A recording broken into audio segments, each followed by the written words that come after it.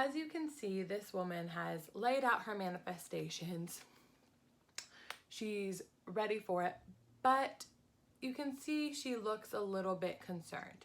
So with the 9, it's very protective of everything you have. You have a little bit of fear as to losing it. Let go of that. You don't have to do it all yourself either, and that kind of is 9 energy. Feeling like you have to do it all yourself. If you don't do it yourself, something can go wrong.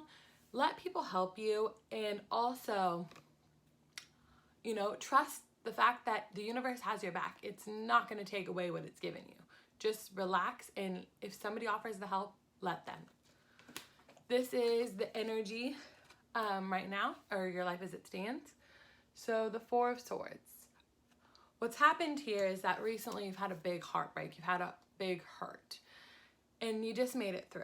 So now you're kind of just chilling, don't really know where to go from here, but you're protected, you're fine. It's just kind of complacent energy, just because you're not ready completely to take a next step when it comes to whatever it was that hurt you. And then this is where you're being guided to, the moon. So as you can see, the mermaid's being called out. If she takes the step out, she can potentially get killed by the wolf.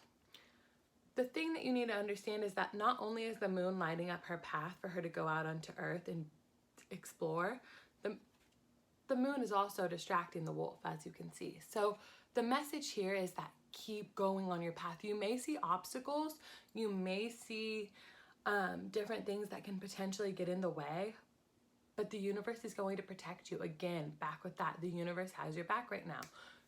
Go out on your path, whatever one it is. I'm sure you already know, and trust that the obstacles will always be taken care of, okay? So the next one is going to be in regards to her relationship that she's currently in. So this is for her. This is for her significant other. This is for the energy between the 2 of them. And this is where she's being guided to, or the 2 of them are being guided to. So the energy between the 2 of you is the 6 of Chalices. So he brings you back to how you felt when you were a kid. He reminds you of that childlike love that you always imagined you'd have. And it's a really happy vibe between you and your family when you guys are together. Also, one thing is, don't look back on the past either in a negative way. If you're going to look back, be happy of the memories, but don't compare this relationship to things that you've had in the past, because that's kind of a 6 of Cups trait.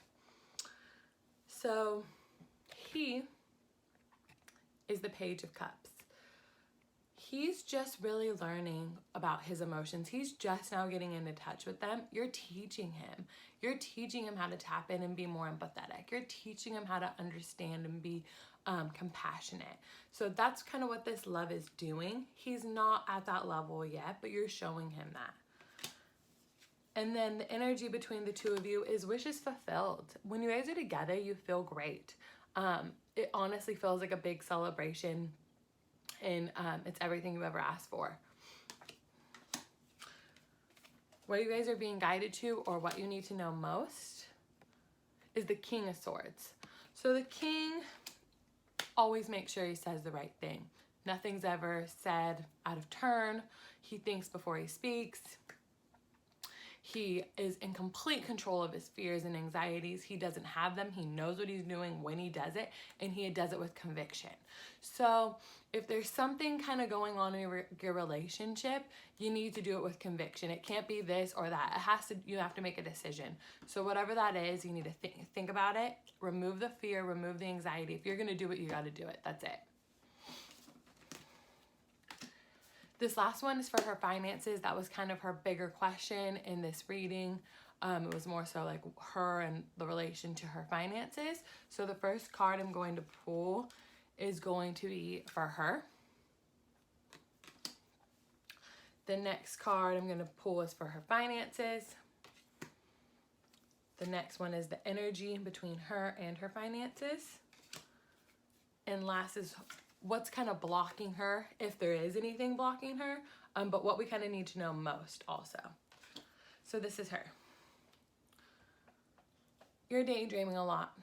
It's a Knight of Cups. You are lost in a dream world when you're actually working. You're not really dialed in. Or you're having a little bit of nightmares about what's going on with your finances. You need to be present a little bit more and realize that you don't have to be so emotional in regards to them. You can trust it. You don't have to drift off. What's happening right now is good. And if it's not good and you feel that way, what I would recommend is start looking for what you're daydreaming about. What is it? Is that what you actually want to be doing?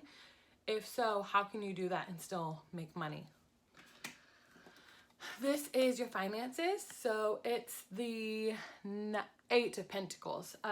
This card lets you know, like, yes, we get you. You've been working hard.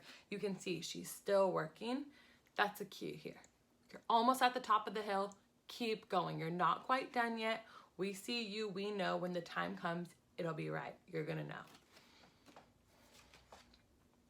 And then this is the energy. So 2 of Pentacles. What this means is that you have 2 different ways you can go when it comes to finances. You're constantly going back and forth. Should I do this or should I do that? I would probably say should I do with what makes me happy or should I do with what makes me money? The thing is that when you keep having this upside down energy, not knowing which one, it gives the universe a message that either one can't give it to you. So you just have to make a decision. You have to sit there and really go within and see what it is you want to do or what it is you're going to do. Don't keep going back and forth and weighing out the situation, because the universe cannot provide you with what you need until you choose one. And last but not least, this is what's blocking you or what you need to know most. It's the Page of Swords. So I would say this goes down to manifesting. Be careful with your words. Be careful what you're saying. Be careful what you're putting out into the universe. Are you saying that you hate your finances? Are you saying that you're broke all the time? Are you saying that I don't like my job? What are you doing that's kind of counterproductive to your manifestations? Take a look at that and then try to find words that are more mindful. If, you don't have the money that you want in your bank account, I don't know if this is the case, but you can say, thank you for the what you do have. Thank you that your bills are constantly being paid. Thank you for this, and remove the fear. Be careful what you're thinking. Be careful what you're saying. Anytime you do feel that way, try to counterproduct it with a blessing. Even if it's not in regards to that, just try to think a positive, happy thought so you can really detract from your fears and your negative thoughts and your negative words. Okay? Hope this helps.